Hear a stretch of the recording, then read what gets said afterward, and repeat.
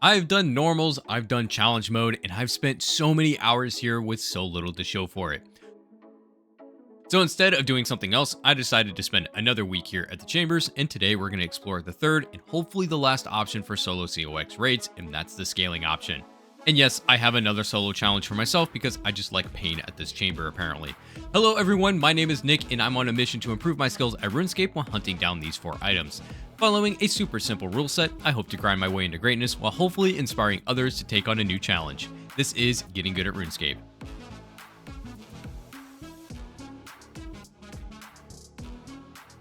For those who don't know, scaling or boosting raids is an option here at Chambers where the raid party leader can add scalers to the raid. What this column does is essentially lie to the raid, and instead of having one person doing a solo raid, the raid thinks 2 players are in it.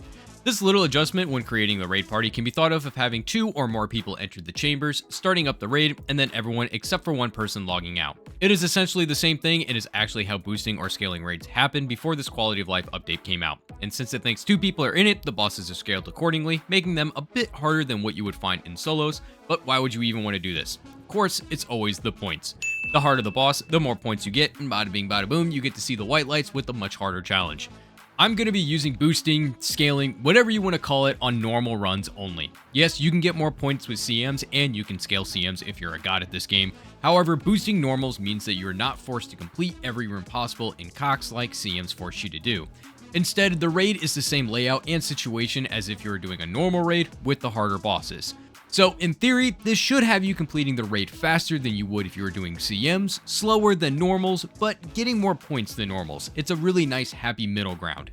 Now, to speed this up even faster and to have more rolls at purples, I've done the unthinkable and sold off my Sang staff, buying back the armor that I had to sell in the first place. And I'm finally going to use my Shadow again, which should be very interesting.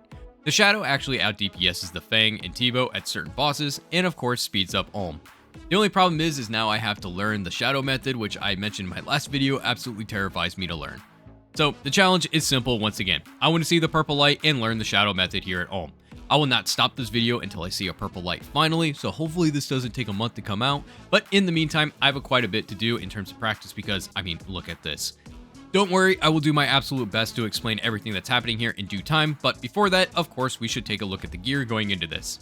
Selling off the Sang means of course the Shadow comes back in, and now I have a full melee set, a range set, and a mage set to switch into. The Fang will be coming into raids as needed since the bosses that require melee focused options will benefit from having the Fang here, and I'll also be bringing in extra items as needed. Pickaxe or Guardians, Axe or Muta, you kind of get the idea. You may notice that I don't have the Salve anymore. This is because of how the Shadow works. It scales off of your mage bonuses, and for the max amount of DPS at Mystics, using the occult with the mage setup is actually better. So for some reason, using mage to kill mages instead of range to kill mage works better. I don't know. I really don't. This game is weird.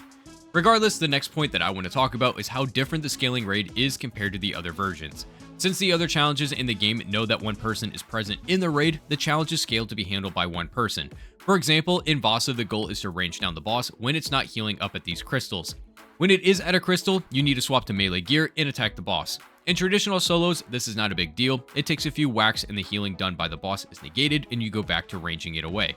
However, during the scaled runs, Vasa becomes an instant skip for me when scouting raids, simply because damaging these rocks takes way too long.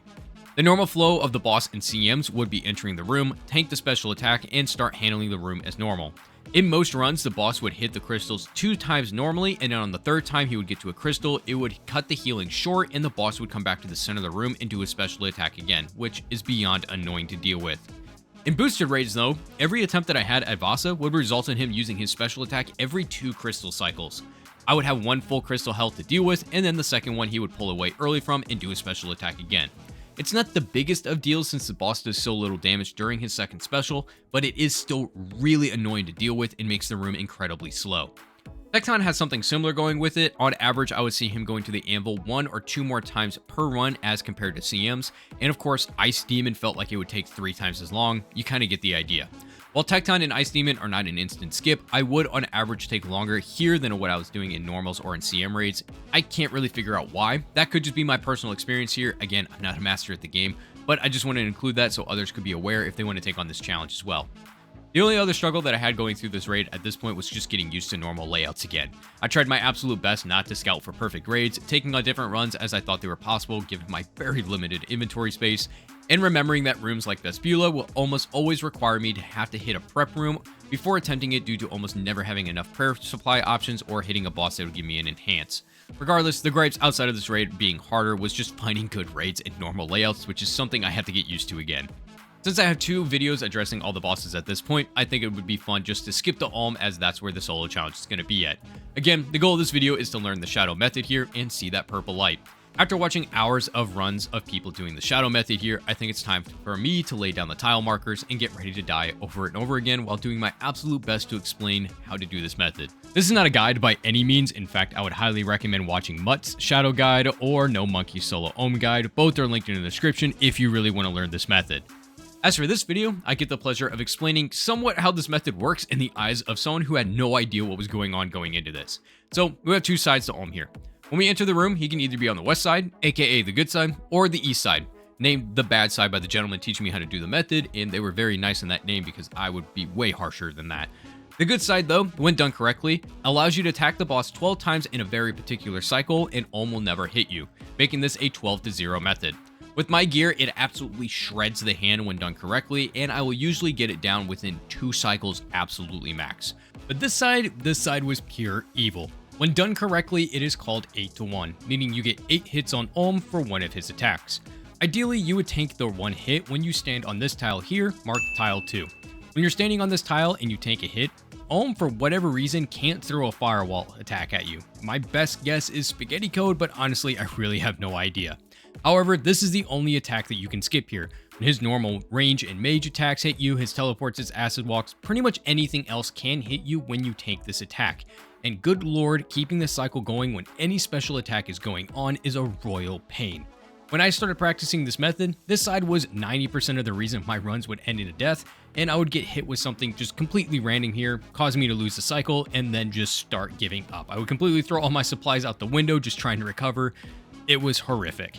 So when I did this side, I did it not efficiently, to say the least. I would actually skip tanking this 1 hit and just start the cycle back over, which is not efficient by any means, but hey, it got me through the run, so I can't really complain too much. So why did I decide to take on boosted runs instead of normals or going back to CMs? Well, I thought it would be this magical middle ground in terms of difficulty, points, and times. CMs are still taking me almost a full hour to complete. Normals are having me complete them around the 30-ish minute mark, but are not the best points per run, so I thought 1+ solos would be the answer here.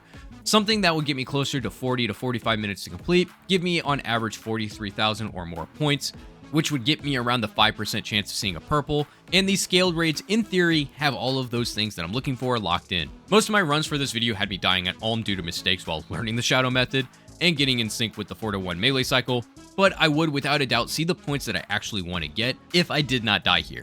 So it hits the point mark, and the time frame that I do want to hit is actually there. Most of my runs ending around the 45-minute mark, even with a death.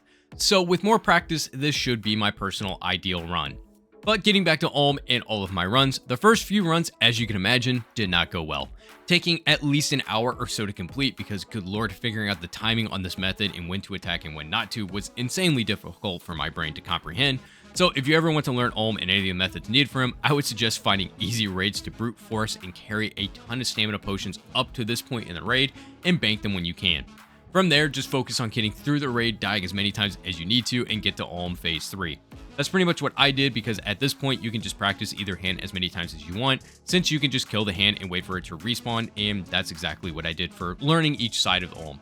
I did have to do it a couple times because I needed Ulm to be on the correct side for Phase 3, but you get the idea. So after 5 runs, the good side of Ulm finally started to click for me. I could confidently do them without messing up too many times, and that gave me the confidence to finally start going for deathless runs, and I got close on so many attempts. Eventually, I started cutting back on what I would bring into the final fight and starting going with the normal setup that would take it for CMs, so like ditching the Ancestral Helm, the Armadillo Helm, and the Tacits. You kind of get the idea. I narrowed down the bare minimums that I needed to enter this room just so I can bring in more pots. And finally, on the 12th raid, it happened. Yes! Yes, I did it! Oh my lord. I actually got one. Undying. Party size 1. Scale to 2. Holy. Why did that feel even worse than the CMs? Oh my god. Can we milk it? Can we get something, please? Oh my god.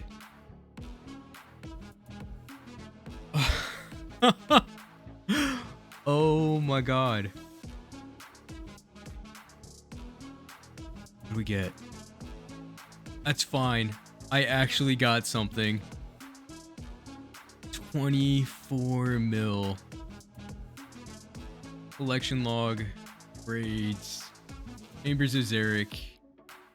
201.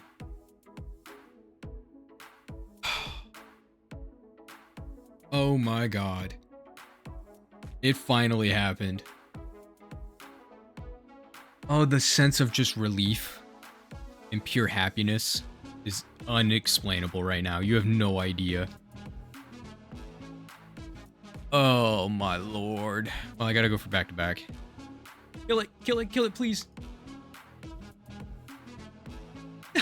8 HP! 8 HP! No! No! There you have it. The shadow method, for the most part, has been learned, and a purple has finally been found. And here is my final collection log. I think that puts the dry streak at 61 normal runs and 26 CM runs to finally get broken. So, yeah, I had a ton of fun here. With a cool 24 mil to my name, I think this is where I'm going to end things off. I am still somewhat having fun at this raid, even though I am complaining about it a lot. I may keep up this in the future if more interesting things happen, as the goal right now is just to grind out cash to catch up to that forever growing price of the scythe. Until the next video though, I hope everyone is having a great day. Thank you so much for watching, and I'll see you guys again really soon. Stay inspired.